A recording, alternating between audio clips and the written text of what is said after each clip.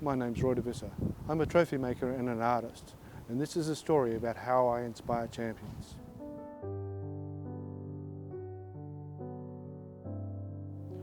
My story began with my father-in-law, who challenged me to engrave Korean. Now, this is not something that I've ever done before. I've never done engraving, never been immersed in another language where I have to write it.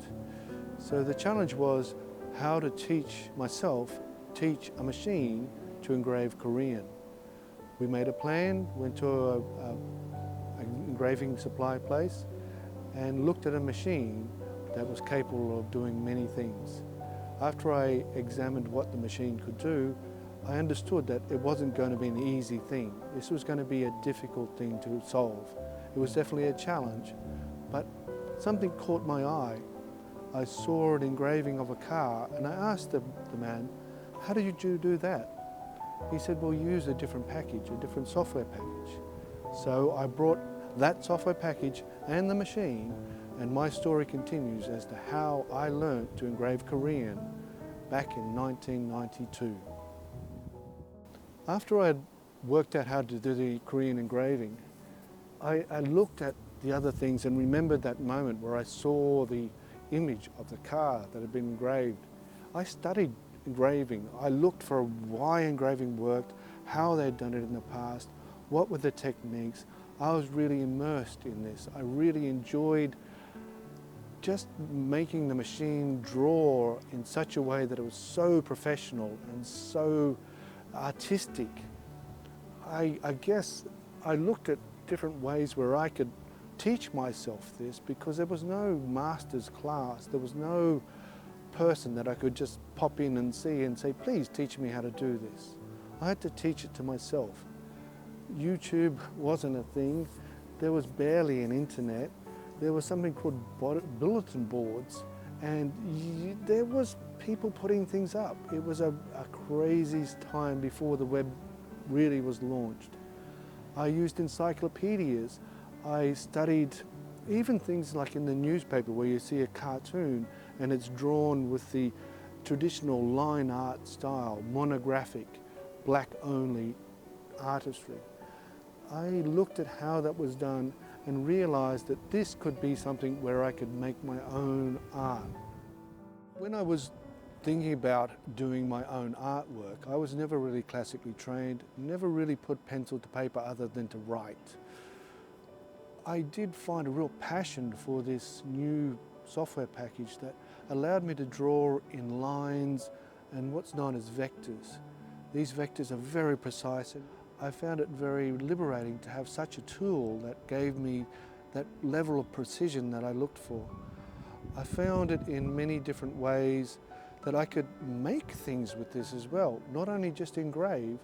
The machine that I had allowed me to carve into things in almost a lyrical sculpting writing style, and it was kept captivating. I wondered how did this begin? How did this art form evolve? And the first thing I could remember myself was the stone tablets that was brought down from the mountains. But it was more than that. It was like then I understood that the Egyptians did it, even the cavemen did it. It was something that was innate in our DNA, that we wanted to record our history, and that's what an engraver does. Back in 2013, I gave myself a challenge, New Year's thing, what you're going to do in the new year, and my thing was to learn how to draw.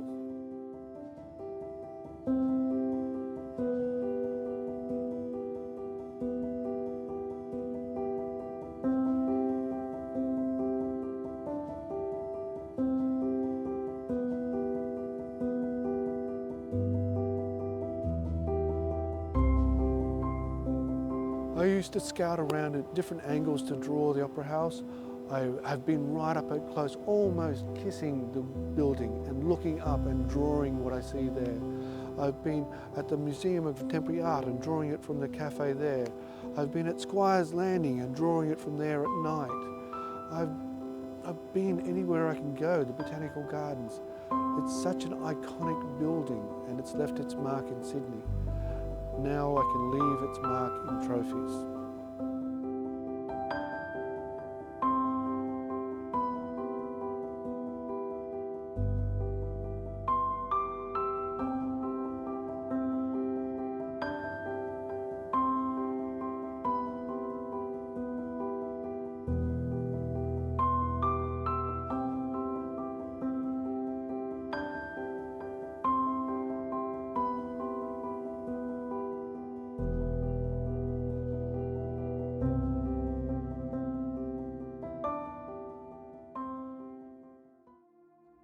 I worked in my family business.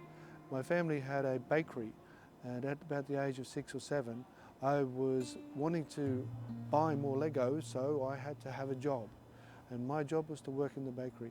It was one of the best things I ever think I've done, to understand processes and understand how things have got a certain time they've got to be done, how there's an organic thing that you're working with to make a product. Learning how to make a product is essential to keep in business. The process of making bread is a long 3-hour process, yet each step of the way is important, and we really have to look at why we do these steps. When I took on my own business and realized that what I have to do is I have to make my own vision and make my own products. Making your own things allows you to discover new ways of doing things. And then I realized I have to make my own trophies. I really want to make what I believe is a trophy that is functional, practical, achievable, sustainable, and has a wow factor. The trophies can have engraving on them, they can be black and white, they can be colored by an artist, they can be engraved with depth, they can be carved with a line, so outline, they can be machined with a CNC, they can be double-sided machined, they can be lit up, they can be mounted onto wood. They're adaptable like Lego. I've never really limited myself to the traditional style of trophy. Later on, I would try and learn how to take artwork that I saw in my mind, how I could put that into a trophy, and it stayed with me for a long, long time.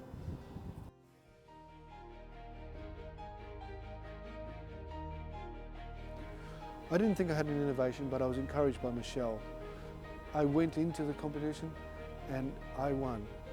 Here's a guy who won that trophy for making trophies. Now, it's a proud moment, and I'm still inspired by that. It really was good. I went to the next year and won an award for sustainability for how I make these trophies.